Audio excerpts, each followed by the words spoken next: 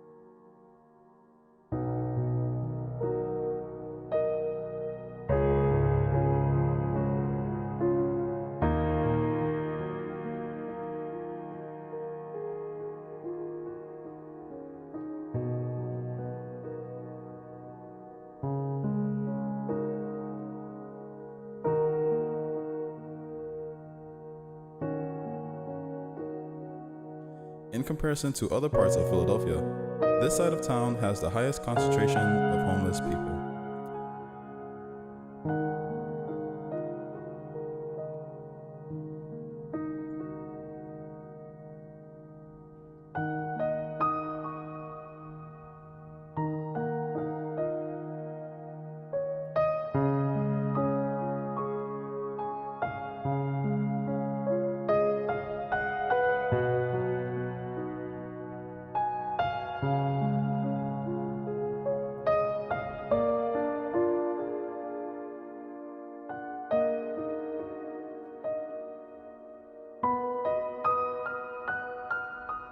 Homelessness is caused by a variety of factors, including poverty, inability to afford a place to live, and falling outside of the system, all of which makes meeting housing requirements more difficult.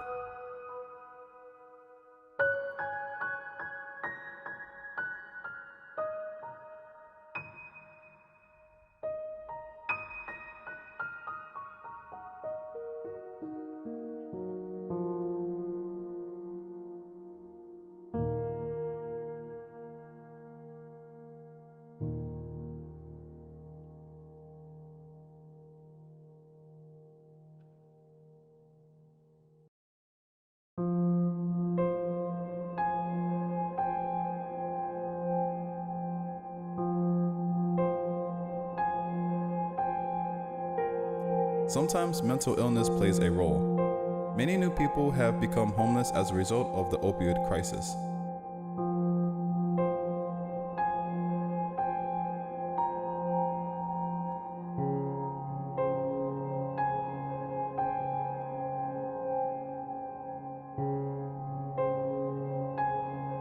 Although the homeless population is spread throughout Philadelphia, including Center City, and across the country, Kensington Avenue has the highest number of homelessness.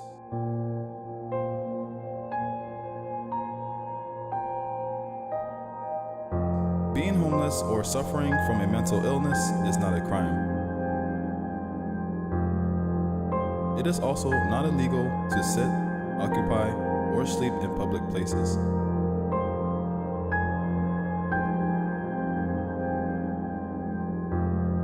Law enforcement officials do not arrest homeless people because doing so reduces their chances of finding housing and raises the public sector's costs. Law enforcement officers are always looking for ways to help those in need of a place to live, while also protecting the rights of residents, businesses, and visitors.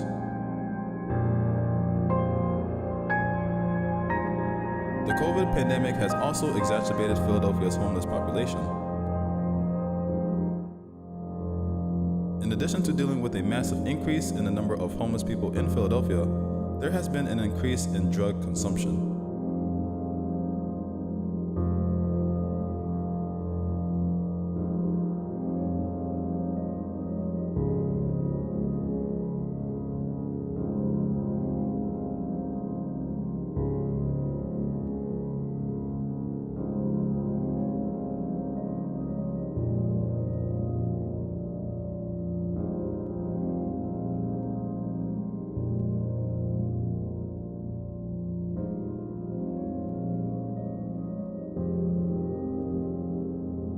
More notably for Kensington Avenue, the reason you see many people sleeping while standing, drowsing, and bending over is due to the drug xylazine.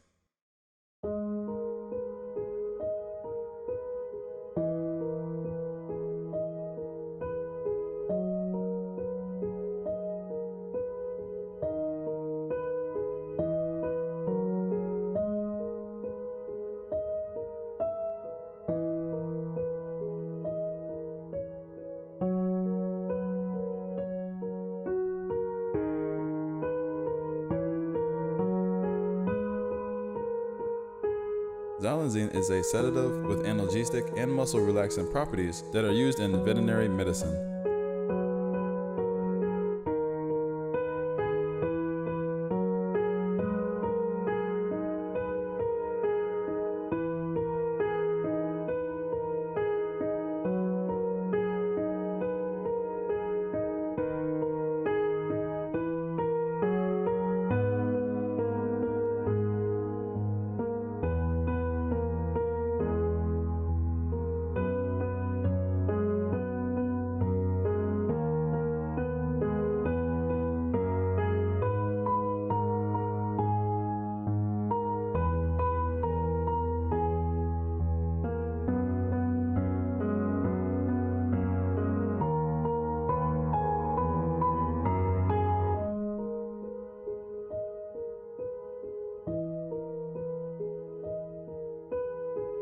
It is used to calm and facilitate the handling of a variety of animal species, including cattle, sheep, and horses, as well as to perform diagnostic and surgical procedures, relieve pain, and act as a local anesthetic.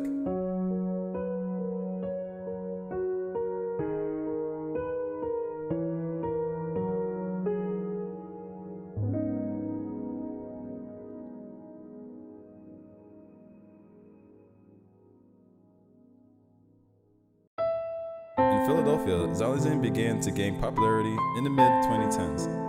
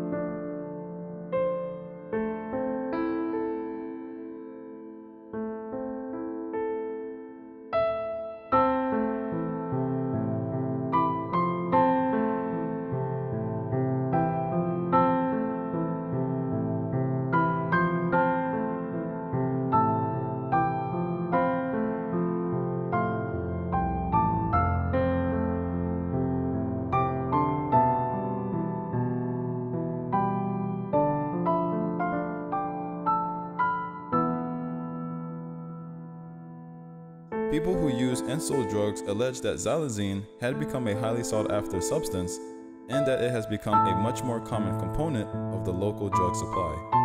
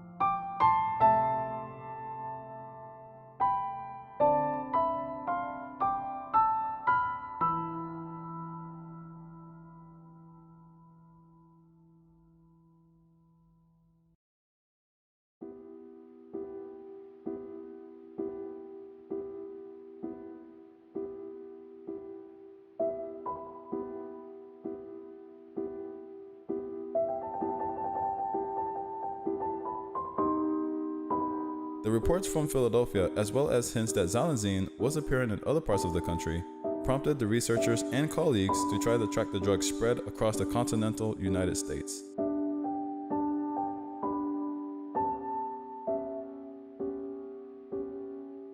Xylazine was found in 0.36% of overdose death in 2015, according to research. It increased to 6.7% by 2020. It was found in 1 out of every 5 overdose deaths in some areas.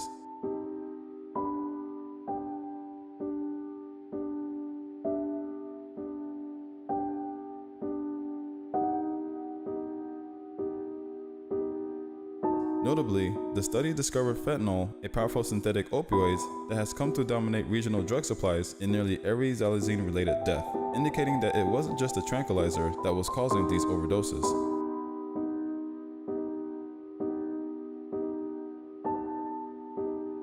Experts are still trying to understand the risk of xylazine, but they are concerned that the drug, which is not an opioid but acts as a sedative, may increase the chances of fatal overdose when combined with opioids like fentanyl because it can exacerbate the respiratory depression caused by opioids.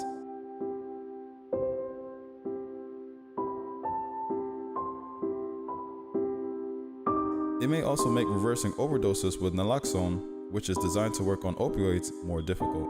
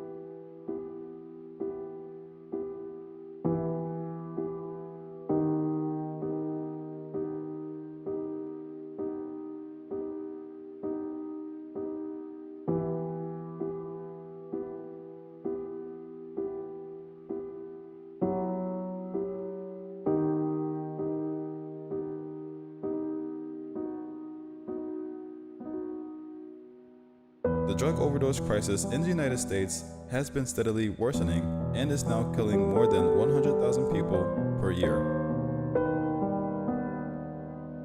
Fentanyl, which was once primarily found in the supply of opioids such as heroin, is now more frequently found in stimulants such as cocaine and methamphetamine.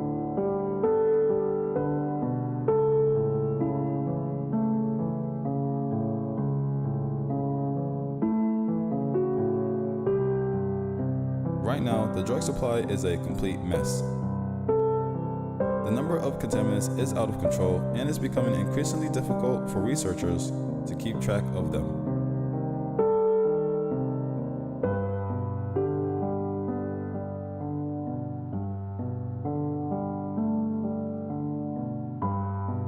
What is happening now is people are not buying what they believe that they are buying, or they are unaware of what they are buying.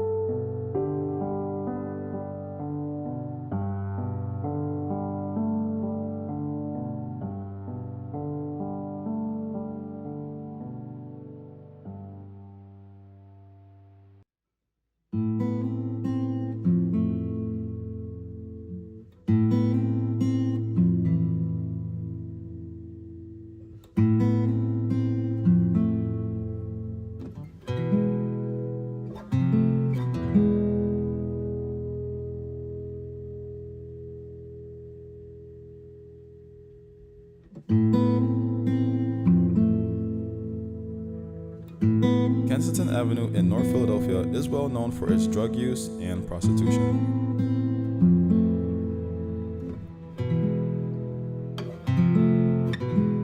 There are many people living on Kensington Avenue who are college graduates with a bachelor or even a master's degree.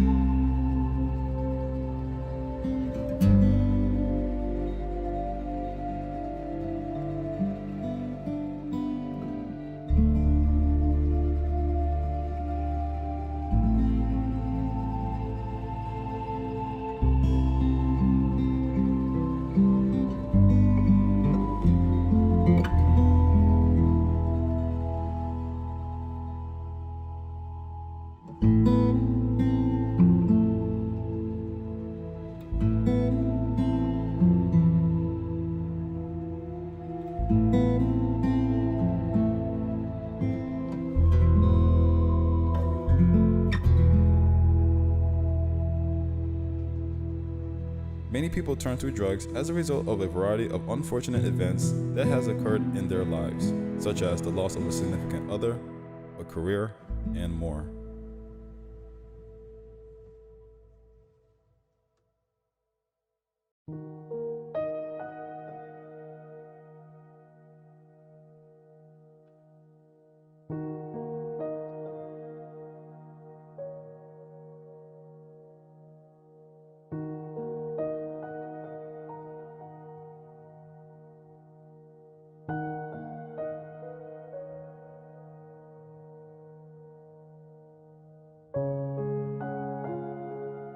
It is extremely difficult to explain addiction. It can be difficult, especially as a concerned loved one, to explain to yourself and others how your child, partner, or sibling became addicted to drugs.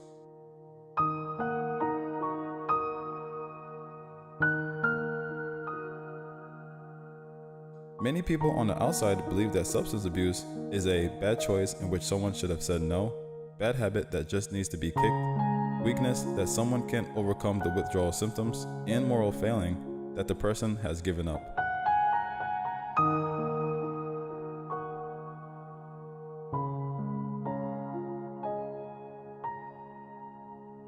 In reality, drug addiction is none of the above. It is a chronic brain disease that cannot be cured with a simple no or change of mind. It is critical to recognize this before asking, why do people become addicted to drugs? Or why did my child become addicted to drugs? More than likely, you may have additional questions such as, how did this happen?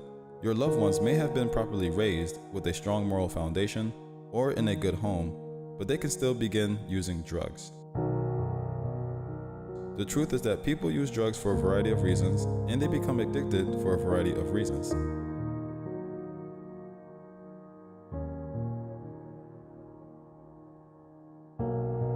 It is critical that for the individual not to blame themselves or the loved one before you have thoroughly investigated the situation.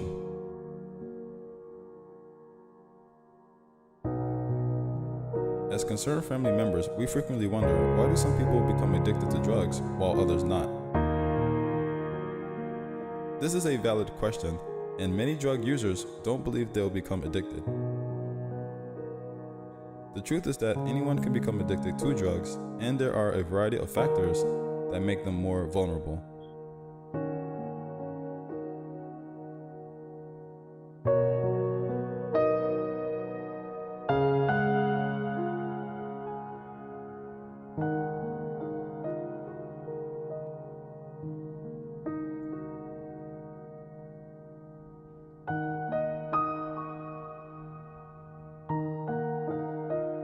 The following are some of the most common risk factors or potential causes of drug addiction.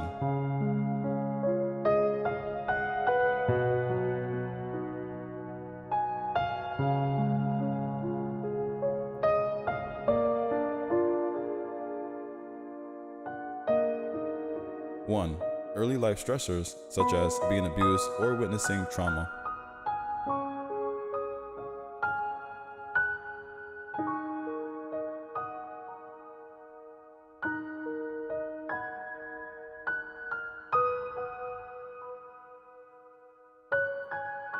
2. Abuse, either physical or sexual, in the past.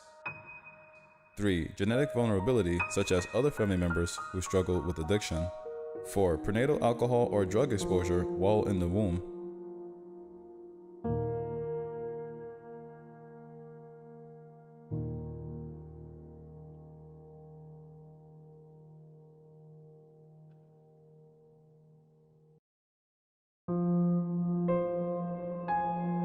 5. Lack of parental supervision or monitoring during adolescence, peer pressure from friends or social circles, or association with drug-using peers.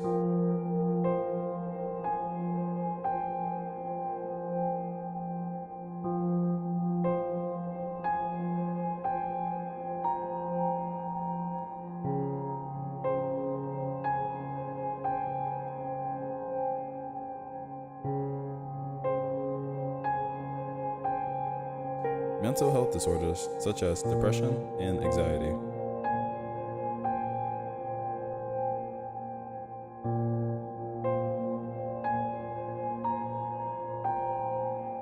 A person's susceptibility to addiction can be influenced by a combination of genetic and environmental factors.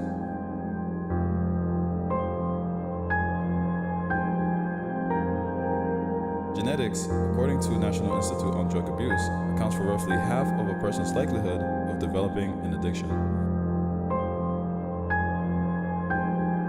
As a result, environmental risk factors such as stress, trauma, abuse, a lack of education, low-income neighborhoods, and high school parties play an important role.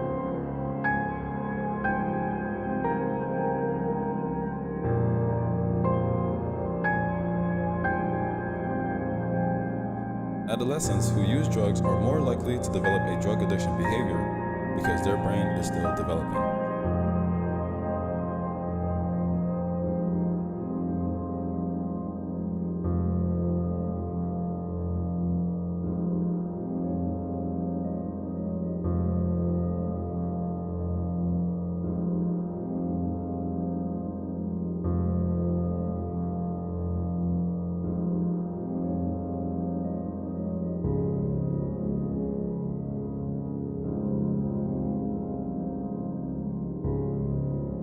Exposing the brain to drugs during this critical period can result in long-term brain changes and an increased risk of dependency later in life.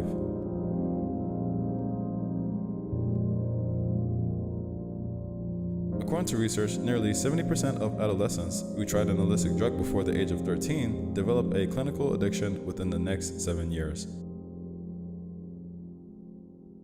Those between the ages of 18 and 25 are also at high risk as their brains mature.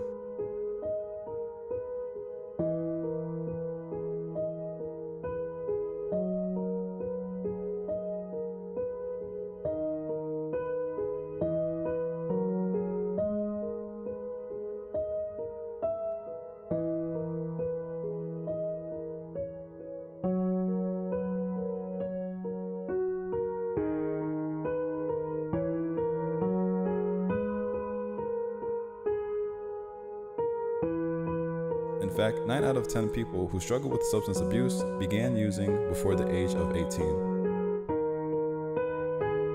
Science has contributed to a better understanding of how drug abuse affects people and how addiction develops over time.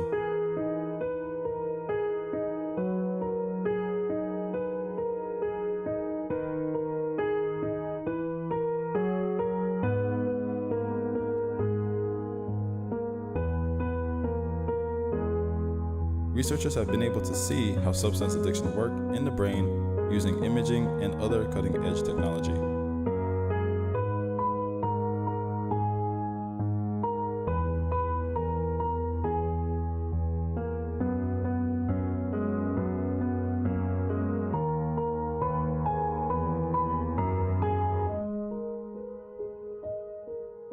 It all starts with a long period of drug use. When a person uses drug on a regular basis, it alters the way the brain functions. Drug use becomes compulsive over time rather than recreational or voluntary.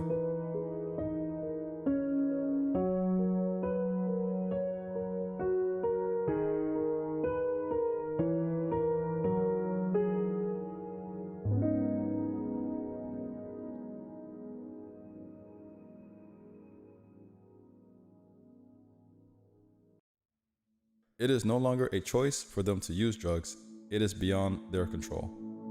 When a person uses drugs, the brain produces dopamine, a pleasure chemical.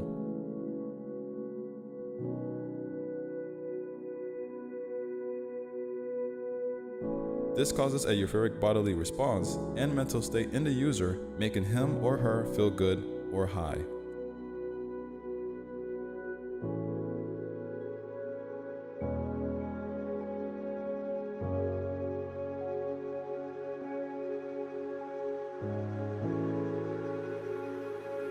When the brain is exposed to this on a regular basis, it becomes reliant on the feel-good behavior.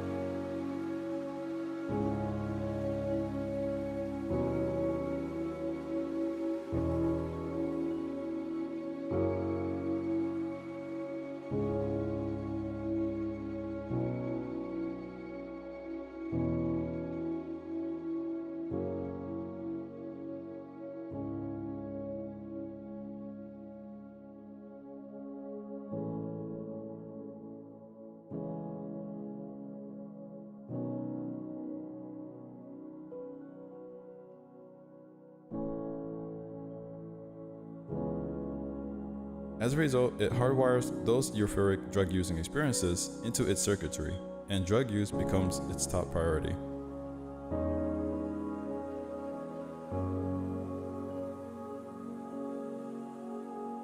These are physical changes that will occur. The brain's reward system, a primitive system that exists to ensure we seek what we need, becomes hardwired to prioritize drug use over all other activities.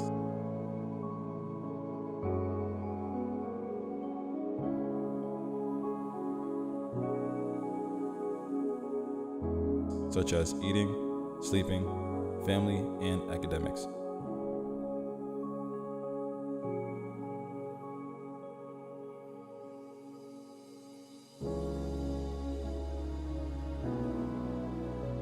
Even when the drugs no longer provide pleasure to the user, which happens over time as the user becomes tolerant to them, the brain continues to push this need.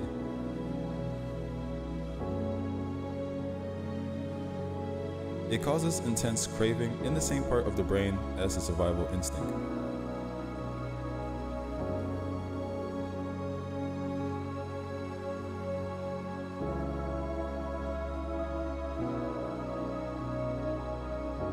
As a result, acting on these cravings, i.e., using drugs, becomes an overwhelming and desperate need.